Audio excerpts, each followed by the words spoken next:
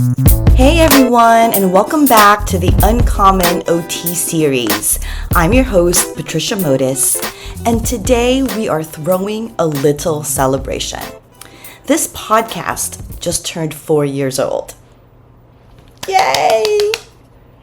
That's 4 years of sharing stories, stretching perspectives, and building a growing community of OT practitioners, doing things a little differently. Sometimes quietly, sometimes boldly, but always with intention. Whether you've been tuning in from the start or just found the show through a friend or classmate, thank you for being here. This is a special one. In this anniversary episode, we're diving into how this podcast came to be. We're diving into what we've done this past year on and off the mic, and we will dive into where I see the OT profession is going. Also, on how you can help support the journey and be part of what's next. So let's take a deep breath together and celebrate how far we've come. And since it's our 4th anniversary, I thought I'd take a moment to celebrate a few milestones with you because this isn't just my journey, it's ours. We've now published 90 episodes. That's 90 different ways of being an occupational therapy practitioner. 90 voices that remind us that this profession is rich with possibility. The podcast has reached listeners in over 40 countries, from the US and Canada to the UK, Australia, the Philippines, and beyond. That global presence truly humbles me. We've welcomed trailblazing guests, occupational therapy practitioners who are dancers, artists, activists, educators, and change makers working in mental health, DEI, environmental sustainability, and so much more. And the most inspiring part is that this community keeps growing. Whether you're a student, a seasoned practitioner, or someone exploring what OT can really be, I'm so grateful you're here. So, as far as the Uncommon OT series podcast origin story is concerned, let me take you back to 2020. I had just moved from New York City to Los Angeles, and my goal was to dive into OT work with unhoused populations, work that always felt personal, necessary, and deeply aligned with me. But almost as soon as I arrived, the world shut down. The pandemic hit, programs paused, budgets froze, and I found myself in a new city with no job, no community, and a lot of uncertainty. And yet, I still felt this fire to do something, to stay connected to the profession I loved, to talk about work that had shaped me, and to shine a light on lesser seen corners of occupational therapy. So I grabbed a mic, opened my laptop, and started recording. Really, no fancy setup, not really a big strategy, just a deep belief that maybe someone out there needed to hear what I had to say. And that's how the Uncommon OT series was born. And now 4 years later, we've released 90 episodes. 90 episodes, each one highlighting a different, powerful way of being an occupational therapist in the world.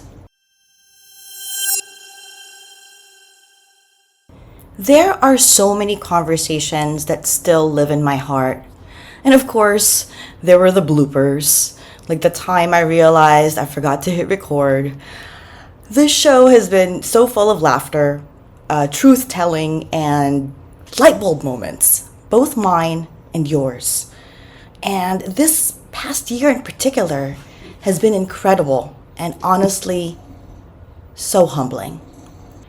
A few things I'm deeply proud of.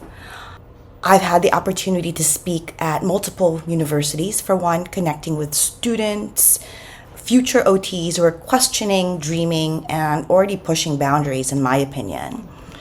I've had the opportunity to participate in trauma-informed OT trainings amongst group of occupational therapy practitioners, really sharing frameworks and practices rooted in healing, justice, and, connecting that with nervous system wisdom. I was honored to moderate a panel at South by Southwest, sharing the value of occupation in design and everyday life, and how occupational therapy can be a force for social and cultural change in that arena. I've also continued my full-time work in interim housing here in Los Angeles, supporting unhoused individuals, navigating complex transitions, trauma, and recovery. And another personal milestone this year is that I officially enrolled as a post-professional OTD candidate at University of Montana.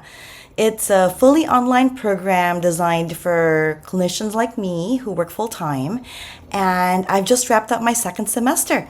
It's been incredibly rewarding to return to learning while staying grounded in practice. The research, reflection, and connections have already deeply influenced how I show up as a practitioner and as a podcast host. Each of these roles, clinician, student, educator, storyteller, feeds the others.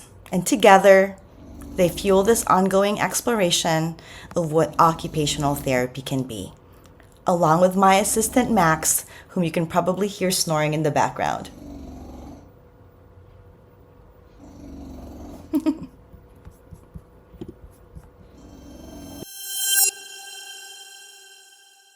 If you've been listening for a while, you've probably heard me say this before, but I truly believe that occupational therapy is in a renaissance. We are expanding beyond traditional spaces. We are creating roles in activism, design, business, AI, environmental justice, and the arts.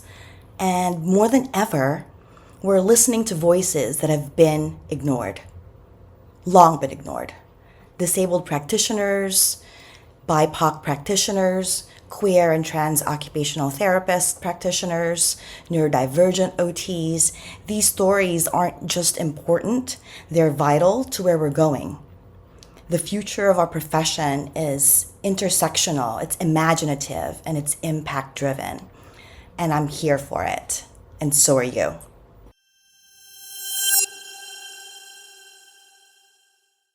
One of the most exciting developments this year is the Uncommon OT Directory.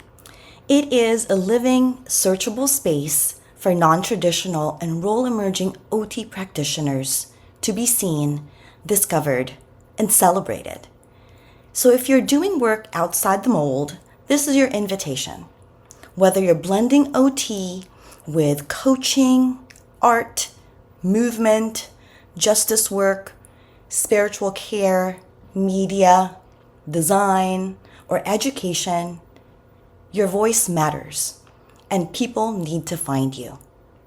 So to join, please visit my website at www.transitionsot.com. Once you're there, click Directory in the menu, then hit Create a Profile. Fill out the short form. It's easy and it's free.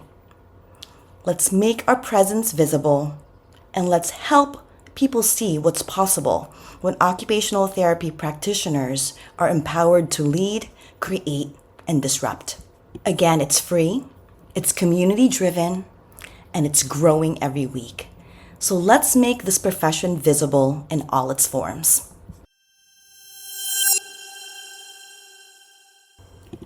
If this podcast has ever sparked an idea, brought you comfort, or helped you feel less alone in your occupational therapy journey, here's how you can support it.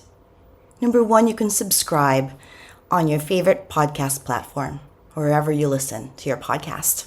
Number two, you can leave me a review. It really helps new listeners find the show.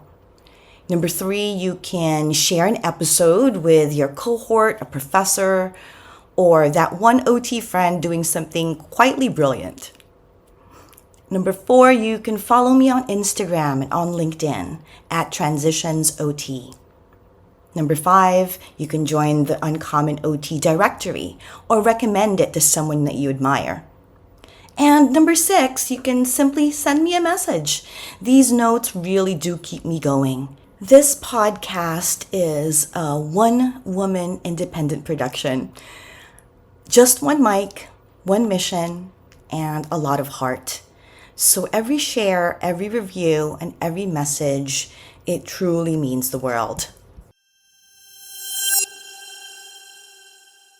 Thanks again for tuning in, sending big OT love. 4 years, 90 episodes, a podcast that started during a time of uncertainty and became a space for connection, reflection, and even reimagining. To the guests who've shared their stories, thank you for your trust. To the listeners who keep coming back, thank you for your presence. To the students, the dreamers, disruptors, and deep thinkers, thank you for doing occupational therapy your way. We're not just changing the narrative, we're living it. And if you're listening right now, wondering if your work matters, it absolutely does. So keep creating, keep questioning, keep showing the world what occupational therapy is capable of. And as always, stay curious, stay grounded, and stay uncommon. Until next time, I'm Patricia Modis, and this is the Uncommon OT Series podcast.